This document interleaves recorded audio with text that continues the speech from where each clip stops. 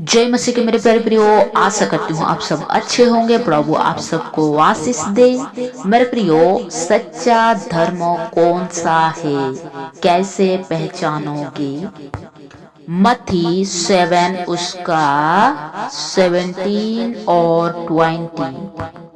इसी प्रकार हर एक अच्छा पेड़ अच्छा फल लाता है और निकम्मा पेड़ बुरा फल लाता है। इस प्रकार उनके फलों से तुम उन्हें पहचान लोगे। हाँ मेरे प्रियो, आप कैसे पहचानोगे कि वही सच्चा परमेश्वर है? मेरे प्रियो, उनके फलों से आप देखोगे कि सच्चे परमेश्वर के बच्चे हमेशा उसकी तरह होते हैं।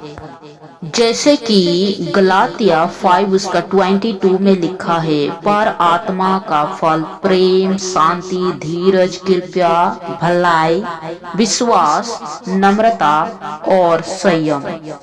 मेरे प्रियो, इन फलों से आप सच्चे धर्म की पहचान कर सकते हैं।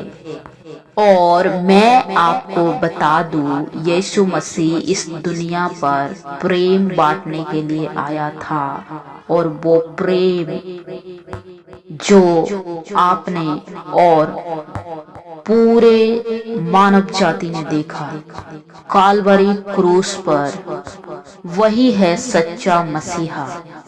क्योंकि उसके अंदर वो फल है, प्रेम, आनंद, धीरज, कृपा, विश्वास और भलाई। एक बार नाई के दुकान में जो बाल कटने वाला होता है ना, हर कोई उसके पास आता था और स्टाइलिश स्टाइलिश हेयर कटवाते थे। बाहर एक लड़का बैठा रहता था और कहता था कि उसको कुछ नहीं आता है, वो कैसे कटिंग करता है, वो अच्छा से केयर नहीं करता, बहुत घमंडी है, अच्छा से हेयर को बना के नहीं देता था। फिर जब एक भाई हेयर कटवा रहा था, तब जो भाई हेयर कटिंग करता है वो भाई से बोल रहा है कि बाहर एक लड़का बैठा है और वो आपसे कह रहा है कि आप बहुत घमंडी है, आप अच्छे से बात नहीं करते, आप अच्छे से हेयर को नहीं बनाते हैं करके। तब उस नाई के दुकान के आदमी ने कहा, देख मेरे भाई, वो कभी अंदर आया ही नहीं, तो वो कैसे जानेगा कि मेरा स्वभाव कैसा है? तो मेरे प्रियो, इस कहानी से हम यही सीखते हैं कि कभी आपने यीशु मसीह को अपने दिल में आने की जगह नहीं दी, कभी आपने बाइबल नहीं पढ़ा। एक बार उसे चख के तो देखो, एक बार उसके करीब तो आके देखो, एक बार बाइबल को अपने हाथ में उठा के तो देखो, उसके अंदर क्या है, एक बार पढ़ के तो देखो। तब आपको खुद ब खुद मालूम हो जाएगा कि सच्चा धर्म कौन सा है। मेरे प्रियो, आगे हम देखते हैं दूसरा तीमुथियुस 3 उसका 16 और 17।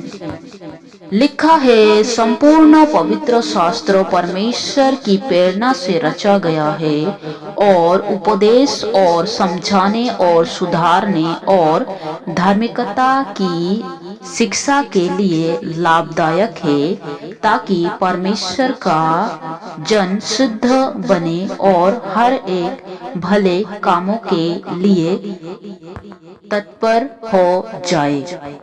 हाँ मेरे प्रियो, संपूर्ण पवित्र शास्त्र परमेश्वर की प्रेरणा से रचा गया है और यो मनुष्य जाति के लिए लाभदायक है, क्योंकि परमेश्वर हमें शांति, प्रेम, भलाई, दया के बारे में सिखाता है और यो पूरे मानव जाति के लिए धार्मिकता शिक्षा के लिए लाभदायक है।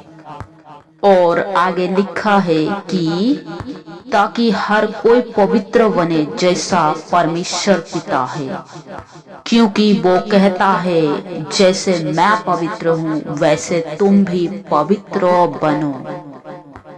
पहला थिस्सलुनीकियों 2 उसका 13। इसीलिए हम भी परमेश्वर का धन्यवाद निरंतर करते हैं कि जब हमारे द्वारा परमेश्वर के सुसमाचार का वचन तुम्हारे पास पहुंचा, तो तुमने उसे मनुष्य की नहीं परंतु परमेश्वर का वचन समझकर और सचमुच यो ऐसा ही है ग्रहण किया, और वो तुम विश्वासियों में जो विश्वास रखते हैं प्रभावशाली है।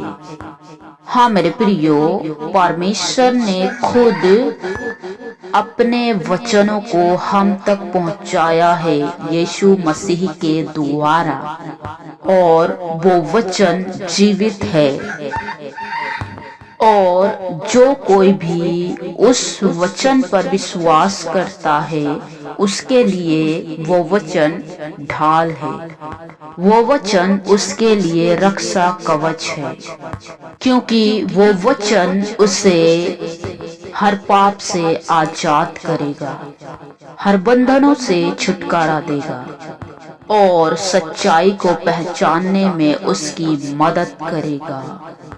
क्योंकि यूहन्ना 17 उसका 17 में लिखा है, सत्य के द्वारा उन्हें पवित्र कर, तेरा वचन सत्य है। हाँ मेरे प्रियो, वचन के द्वारा ही एक मनुष्य पवित्र हो सकता है, क्योंकि पाप से छुड़ाने वाला, पाप के लिए जान देने वाला केवल एक है, और वो है प्रभु यीशु मसीह।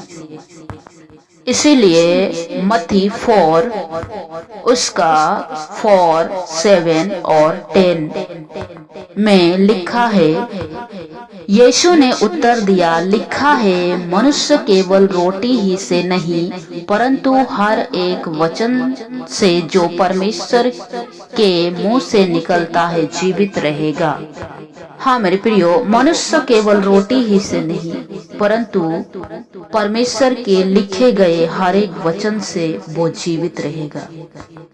यीशु ने उससे कहा, यो भी लिखा है, तू प्रभु अपने परमेश्वर की परीक्षा ना कर। हाँ मेरे प्रियो, कभी भी हमें परमेश्वर की परीक्षा नहीं करनी चाहिए, क्योंकि लिखा है, सत्य को जानो, सत्य तुम्हें स्वतंत्रता करेगा। तब यीशु ने उससे कहा, हे शैतान दूर हो जा, क्योंकि लिखा है, तू प्रभु अपने परमेश्वर को प्रणाम कर और केवल उसी की उपासना कर। हाँ मेरे प्रियो, जिसने आपको बनाया है, मनुष्य को रचा है, उसकी सृष्टि की है, हमें केवल उसी की उपासना करना है और उसी को प्रणाम करना है। प्रभु आप सबको आशीष दे। जय मसीह की।